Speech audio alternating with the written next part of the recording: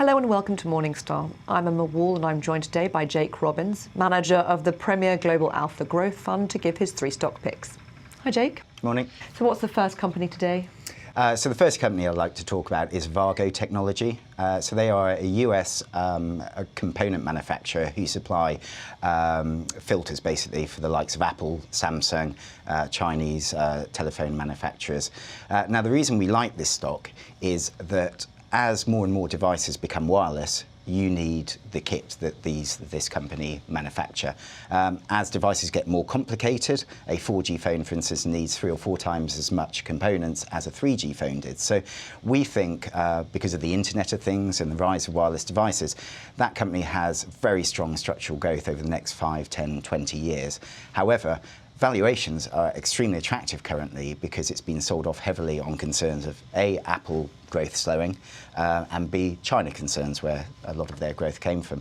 Now we just think that that's a bit of a short-term noise in the market and doesn't change anything to do with their long-term growth prospects. And you can pick up these stocks on very low multiples currently, despite that long-term growth. And how dependent are they on a key client such as Apple? What if Apple suddenly pulled their contract? Apple is a very large customer of themselves. It's extremely unlikely that Apple would pull a contract because all of the design of each phone is built around the component manufacturer, so it's very difficult to replace them. But also, they are market leaders in what they manufacture, so it's very difficult for a rival company to come with a competing product. And what's the second stock? The second stock I'd like to talk about is JP Morgan. Now, in the current market volatility, we've seen all financials get sold off extremely heavily, almost regardless of their fundamentals. Now, we like the US because we think that relative to other parts of the world, its economy is sound. We can see real wage growth, and interest rates have actually started to rise, and we think once this volatility is passed, they will continue to do so over the next few years. Now, so the fundamentals of that business look quite good. Valuations, however, have become, again, extremely attractive because of the market sell-off and selling off all financials, when actually it's very unjustified in JP Morgan's case. So picking out the quality wheat from the chaff there? I think so. All banks are being sort of thrown into the same basket of being undercapitalised at the moment, and that simply isn't the case. The US banking system is very well capitalised and attractively valued.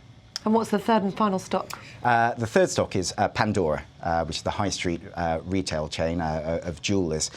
Very interesting story because many years ago when it first came to the market, it was experiencing extremely strong growth.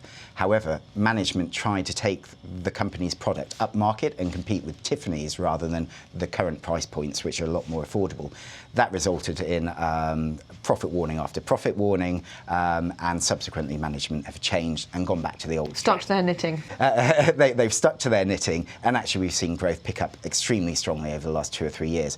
However, because of the prior experience, the market is valuing that business at a very low multiples despite its increasingly strong growth. So if you look at Pandora relative to its peer group, so H&M or Inditex in Europe, Pandora is actually growing far faster than both of them put together, yet still trades at a significant discount, and we think that's very attractive. And the stores are always packed, aren't they? Airport or high street? The stores are always packed, and as long as that continues, it's a great investment. Jake, thank you very much. Thank you.